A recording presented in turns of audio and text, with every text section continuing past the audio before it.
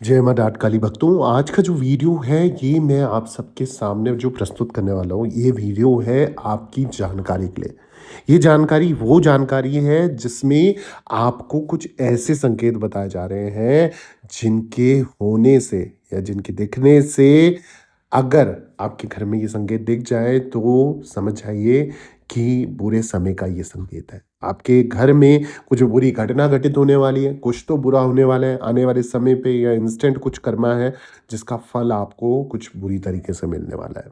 तो ये एक ऐसा ज्ञानवर्धक वीडियो है जिसके जानने से आप अपने परिवार को, आप खुद को सचेत कर सकते हैं कि उसका सॉल्यूशन ढूँढ सकते हैं, समाधान ढूँढ सकते हैं कि कैसे उस चीज़ को ठीक करा जाए।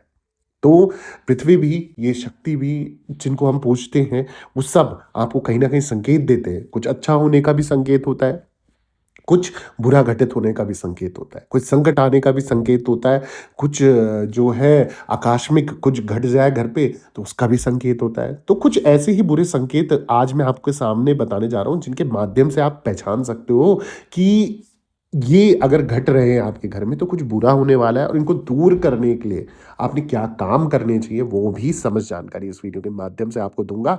पर हमेशा की तरह उससे पहले आप लोगों से निवेदन है, अगर आप भी मुझसे जुड़कर अपनी कोई परेशानी का हल चाहते हो, पर्सनल कंसल्टेशन लेना चाहते हो, तो आपने मेरे साथ ऑनलाइन अपॉइंटमेंट बुक करनी है। करनी कैसे है मैं समझा देता हूँ। आप मेरे यूट्यूब चैनल का नाम नीचे देख रहे हो, ऑफिशियल देवी भगवती शक्ति के नाम से, ठीक इसी नाम से मेरा इंस्टाग्राम प्रोफाइल और फेसबुक प्रोफाइल है। वहाँ मैसेज बॉक्स में जाके आप अपॉइंटमेंट लिखिए और चार्जेस पे कीजिए। चार्जेस पे करने के बाद आपको एक टाइम दिया जाएगा, उस निर्धारित समय पे इंस्टा कॉल या फेसबुक कॉल के माध्यम से स्वयं मैं आपसे बात करूंगा। जो भी प्रॉब्लम होगी डिस्कस करके आपको उसका समाधान मैं दूंगा ही दूंगा।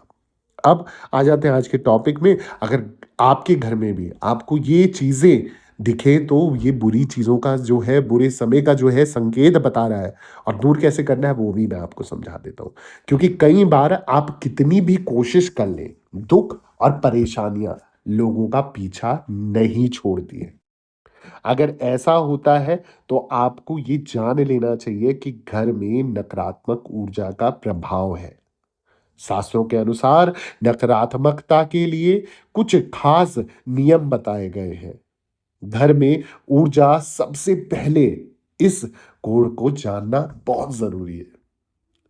सबसे पहली चीज, अगर आपके घर या आंगन में लगा नारियल का पेड़ अचानक से फूलने लगे तो समझ लें ये एक नकारात्मक ऊर्जा का प्रभाव है और आपके घर में आर्थिक तंगी यानी कि फाइनेंशियल प्रॉब्लम आ सकती है। फाइनेंशियल प्रॉब्लम किसी भी तरीके से हो सकती है। आपका पैसा अटक जाए, आपके घर में कैश फ्लो ना हो, मतलब खर्चे ज़्यादा हो रहे हो और बच कुछ नहीं रहा है, या फिर आपको कर्जा लेना पड़ जा रहा है, आप कर्जा बढ़ता ही चला जा रहा है, आप चुका भी नहीं पा रहे हो या चुका रहे हो तो फिर कुछ भी पैसा आपके खुद के लिए नहीं बच रहा है। तो अगर कोई भी, वैसे तो यहाँ अगर मैं नॉर्थ साइड की बात करूँ तो नारियल के पेड़ तो मुश्किल ही दिखेंगे, परंतु जिस भी, अगर शहर की मैं बात करूँ जहाँ भी है, चाहे हम साउथ की बात करें तो साउथ में नारियल के पेड़ देखने को मिलते हैं। तो उस जगह में अगर ये समझ जाए कि नारियल के पेड़ आपके अगर फूल रहे हैं तो आप समझ जाए कि आपके घर में फाइनेंशियल प्रॉब्लम आने वाली है। वहीं अगला जो संकेत है वो बोलता है कि अगर घर के सदस्यों के बीच किसी भी वजह से हमेशा लड़ाई झगड़ा होता रहता है तो ये नकारात्मक ऊर्जा का संकेत है। और अगर हर समय झगड़ा होता रहता है ना तो इसका अर्थ ये भी हो सकता है, कोई बोलता है पितृ दोष है, कोई बोलता है ये दोष है वो दोष है, पर आप ये भी समझ जाइए कि लक्ष्मी माँ आपके घर में अप्रसन्न है। कहीं न कहीं या तो महिलाओं की इज़्ज़त नहीं हो रही है या कुछ महिलाएँ भी कुछ इस तरीके के कार्य कर रहे हैं जो शास्त्रों के विरुद्ध हो सकता है, या फिर घर में कलेश मचने का जो मेन कारण है वो यही है कि आपसे माँ लक्ष्मी अप्रसन्न है।